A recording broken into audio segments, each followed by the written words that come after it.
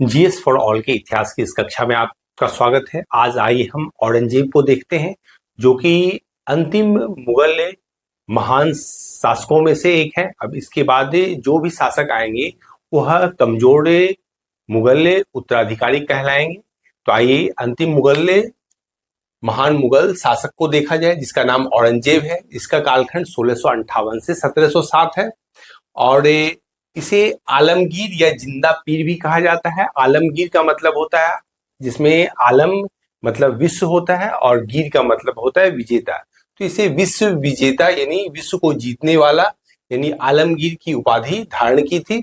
और औरंगजेब जो है शाहजहां और मुमताज महल की तीसरी संतान था और बादशाह बनने के पहले वह दक्कन का सूबेदार था। तो ये ध्यान में रखना है। और वह एक कट्टरवादी यानी फैनेटिक सुन्नी मुसलमान था। उसने सत्ता प्राप्ति के लिए अपने पिता शाहजहां को बंदी बना लिया था और अपने भाइयों को उत्तराधिकार के युद्ध में हराया भी था और बाद में उसकी हत्या भी कर दी थी। तो गद्दी प्राप्त करने के लिए इसने कई कार्य किए थे। औरंगजेब का राज्याभिषेक 2 बार हुआ था। एक आगरा में 31 जुलाई 1658 को इसने हड़बड़ी में अपना राज्याभिषेक करवाया था और दूसरा देवराय के युद्ध में सफल होने के बाद, देवराय का युद्ध जो कि 15 मई 1659 को हुआ था, उसके बाद वह दिल्ली में प्रवेश करता है और शाहजहां के शानदार महल में 5 जून 1659 को वह अपना राज्याभिषेक दोबारा करवाता है। और देखिए, औरंगजेब के गुरु का नाम मीर मोहम्मद हकीम था और औरंगजेब के समय ही जयसिंह और शिवाजी के बीच पुरंदर की संधि हुई थी, जो कि 22 जून 1665 को संपन्न हुई थी। और इसी संधि का अनुसरण करते हुए मई 1666 ईस्वी में आगरे के किले के दीवाने आम में शिवाजी प्रवेश करते हैं और उन्हें यहाँ बंदी बना लिया जाता है। मतलब धोखे से इन्हें बंदी बना लिया जाता है और कैद करके जयपुर भवन में इन्हें रखा जाता है। और देखिए, इस्लाम नहीं स्वीकार करने के कारण औरंगजेब ने सिखों के 9वें गुरु तेग बहादुर की हत्या 1675 ईस्वी में दिल्ली में कर दी थी। ध्यान रखिए इसको। और औरंगजेब ने 1679 ईस्वी में जजिया कर को पुनः प्रारंभ कर दिया। जैसा कि आप जानते हैं कि भारत में पहला जजिया के समय 712 ईस्वी में सिंध प्रांत पर लागू की गई थी, जिसमें से देखा जाए जजिया में ब्राह्मण को, संत को, वृद्ध को और बच्चे और स्त्रियों को इससे अलग रखा गया था। मतलब उनको जजिया कर नहीं देना पड़ता था। लेकिन बाद में फिरोज शाह तुगलक दिल्ली सल्तनत का पहला शासक हुआ जिसने ब्राह्मणों पर भी जजिया कर आयद किया। और आगे यदि देखा जाए तो जजिया कर हुमायूं और अकबर यानी अकबर और हुमायूं के समय भी भारत में लगाए गए थे। यह एक्चुअल इस्लामी के राज्य में रहने के लिए गैर इस्लामी के लोगों के को सुरक्षा कर के रूप में जजिया लिया जाता था। और जजिया कर 1564 ईस्वी में अकबर ने इसे बंद कर दिया। और बाद में देखा जाए तो औरंगजेब ने 1679 में जजिया कर को पुनः प्रारंभ कर दिया। लेकिन इससे कहे जाते थे कि राजपूत जो शासक वर्ग थे वो जजिया कर अदा नहीं करते थे, उन्हें इनसे छूट मिली हुई थी।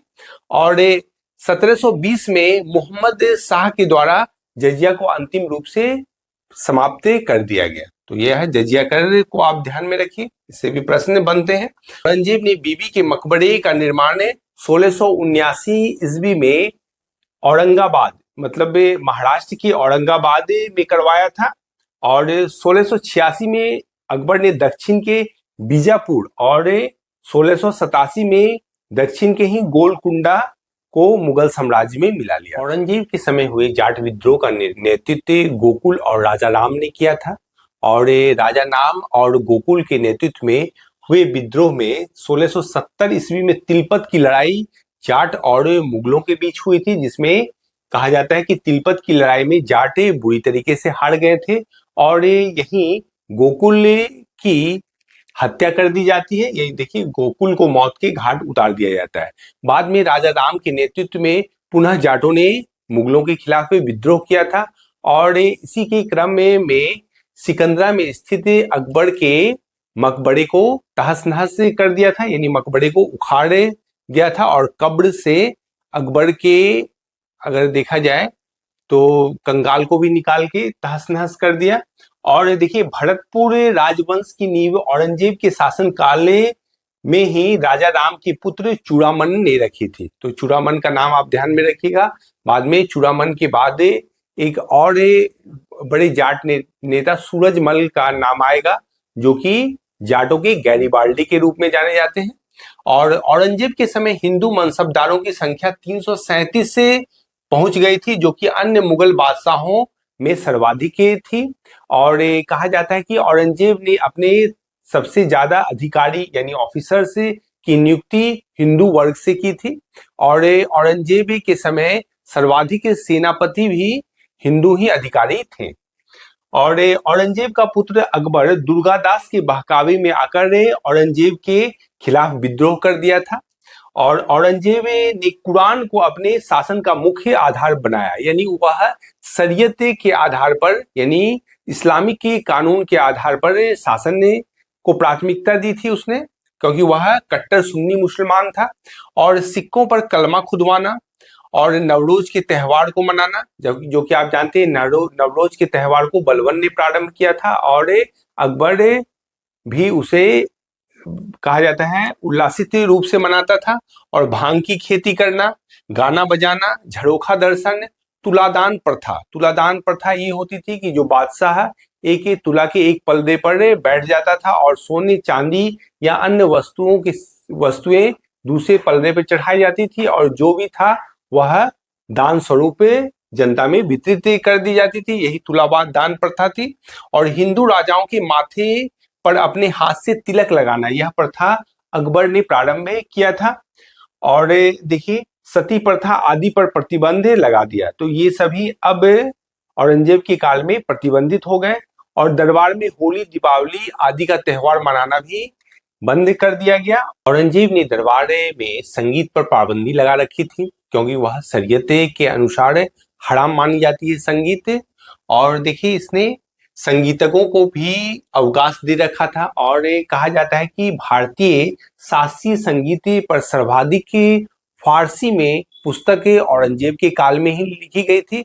इस प्रकार इसके सरकारी जो दरबारी लोग थे वह विभिन्न क्षेत्रीय शासकों के द्वारा पोषित होने लगे, जिसके कारण कहा जाता है कि विभिन्न कला का विकास हुआ, जिसमें आप पटना कलम को देख सकते हैं या फिर किशनगढ़ की पेंटिंग को देख सकते हैं। ये सब कलाकार वो स्थानीय राजा के संरक्षण में अपनी कला को जीवंत चित्रण देना प्रदान कर दिए थे।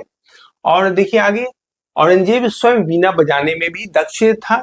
और 1665 ईस्वी में औरंगजेब ने हिंदू मंदिर को तोड़ने का आदेश दिया, क्योंकि वह कट्टर धर्मांध सुन्नी मुसलमान था।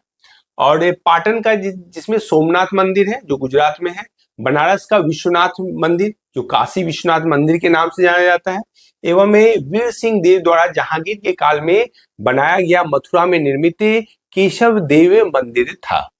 और देखिए आगे, औरंगजेब की मृत्यु 20 फरवरी 1717 को हो गई। इसे खुलदाबाद, जिसे अब रोजा के नाम से जाना जाता है, में दफनाया गया। और इसके समय सूबों की संख्या 20 थी। और औरंगजेब का लक्ष्य था कि हिंदुस्तान को दारुल हर्ब यानी काफिरों के देश से दारुल इस्लाम में परिवर्तित कर देना है, मतलब इस्लामिक देश बना देना। फ्रांसिस्वा या फ्रांकोइस बर्नियर औरंगजेब का चिकित्सक था, जो कि पहले दारा सिकों का भी चिकित्सक था यह। और इस प्रकार आपने औरंगजेब के काल के विभिन्न घटनाओं का संक्षिप्त परिचय प्राप्त किया। आज के लिए इतना ही, फिर हम कल मिलते हैं मुगल प्रशासन के साथ, जिससे भी एग्जाम में काफी प्रश्न आते हैं।